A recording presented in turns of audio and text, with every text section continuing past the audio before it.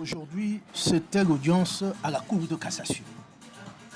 Qu'est-ce qu'on peut retenir de l'audience devant cette juridiction suprême de Belgique? Nous pouvons retenir que l'avocat général qui fait office du ministère public a refusé des saisissements.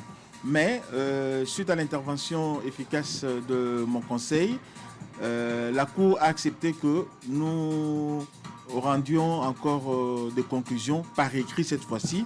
C'est pour quand? C'est pour... il n'a pas donné de date, mais la cause sera plaidée pour une nouvelle fois le 23 février. Mais qu'est-ce que votre conseil doit démontrer dans cet écrit? Démontrer pourquoi il demande les dessaisissements. Or, il a déjà démontré ça dans le document que nous avons donné à la Cour. Mais ici, l'avocat général n'a pas développé son réquisitoire et vous avez vu, il a dit seulement que c'était manifestement irrécevable. Non, il y a un problème. C'est le parquet général près de la cassation.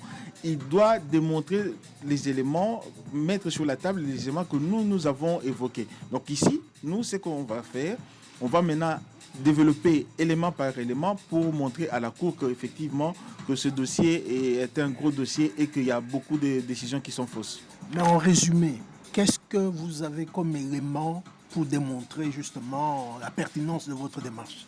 D'abord, vous savez, la force qu'a le président du tribunal de première instance en la personne de M. Luc Hénard, c'est lui qui distribue les affaires au niveau de la première instance.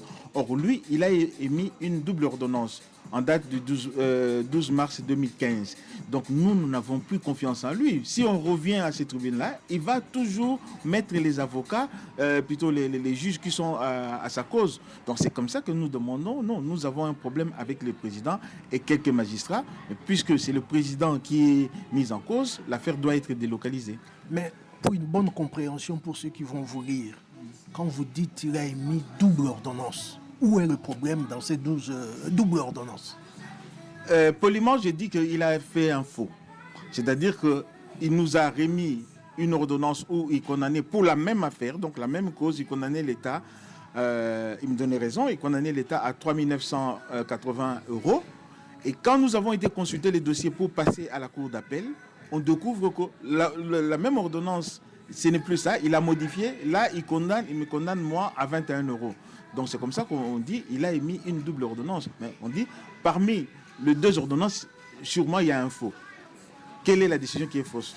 Donc il y a une décision, une ordonnance qui est fausse, mais laquelle? Donc c'est comme ça qu'on dit que sa légitimité pose maintenant un problème. Lors de la précédente audience devant le tribunal de grande instance à la chambre de saisie, votre banquier n'était pas représenté.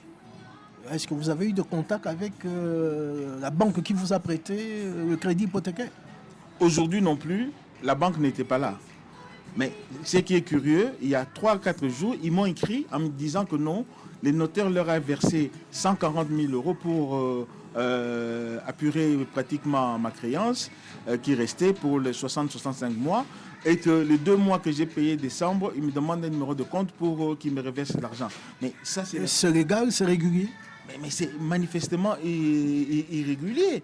Comment est-ce que le notaire peut verser de l'argent dans une banque alors que l'affaire est devant le cours des tribunaux? Ça pose un souci. Donc il ne respecte même pas la justice. Nous sommes là avec tout le monde. Vous avez vu que nous sommes devant le coup pour la nullité. Et les notaires, entre-temps, avec la banque, continuent leur manigance. C'est une fuite en avant. Non seulement c'est une fuite en avant, mais c'est une faute grave. Donc ça, c'est, je ne sais pas le mot pour peser le mot, mais on est où? On respecte la justice ou bien la justice n'existe pas? Mais comment expliquez-vous le comportement de votre banquier? Mais le comportement de mon banquier, ça pose de soucis. Donc c'est comme ça que maintenant j'attire l'attention de tout le monde. Est-ce que cette banque respecte-t-elle la loi? Cette banque existe réellement? Cette banque fait toujours des manœuvres pareilles?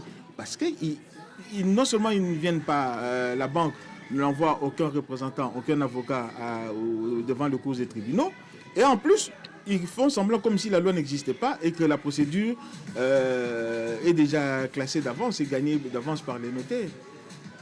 Avez-vous quelque chose à ajouter? Moi, ce que je peux rajouter, c'est de demander seulement que la loi ou les lois et la Constitution dans un état de droit soient respectées. C'est tout. Ce n'est pas le cas pour le moment.